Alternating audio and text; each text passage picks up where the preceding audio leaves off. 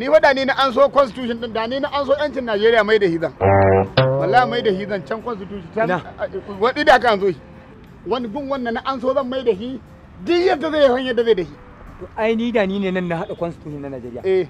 Wallahi ne raga ta. Allah. To me amfanin sa?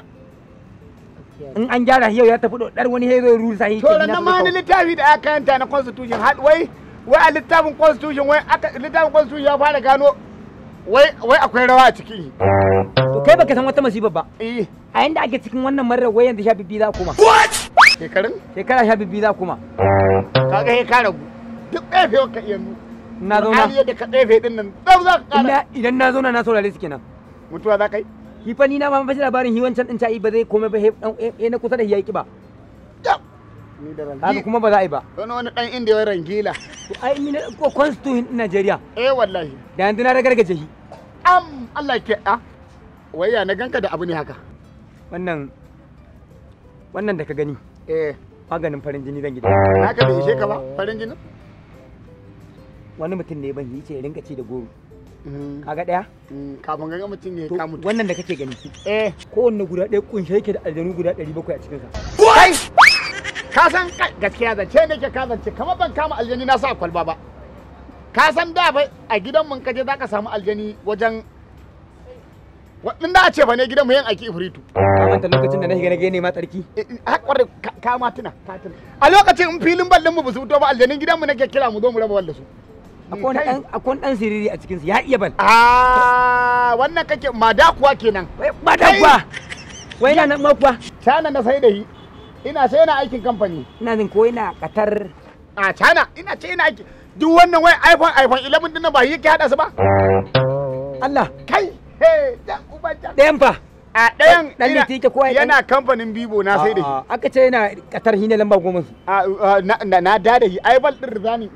Kai muka tura kamfanin Bibo. Ake musu wannan. Kai hidima fa. Ne hidima da kaman aljanu ai ni ne. Alaikum salamu. Alaikum salam. Baban Allah. Ya gida ya kokari. Ya gida ya kake. Barka da lau. Lafiya Allah sannu. Allah ya saba kudi zai roke mu ba. Yawa suna Tambaya. To. Ku ne yan gari mu da ke kasan zuwa kasayen waje ya samu manta garin mu. Me ya faru? Kun sani hanyar lahira. Ka tambayi yan lahira. Yan lahira zaka tambaya. Kaga. Kai ka ba. Hanyar lahira kake nema malam? Hanyar lahira nake nema. Abu ne mai sauki inda hanyar lahira ce ya same ta. Tun zaman ka baka san hanyar lahira ba? To ni da ni kuma ka san zaka zo? Gaskiya ne. Ai dai ka san da zuwanka ka san da hanyar lahira. Kaga ana gafarta malam. Yawa ina ji. Ina zan kwatanta man nema. Kaga in ka bi nan? Nan? Yawa zaka ga wani titi. Ne guda biyu. To za ga an yi wani zanen fari a tsakiyar titin nan. Ka hau kai ka kwanta. Ka rufe idan ka.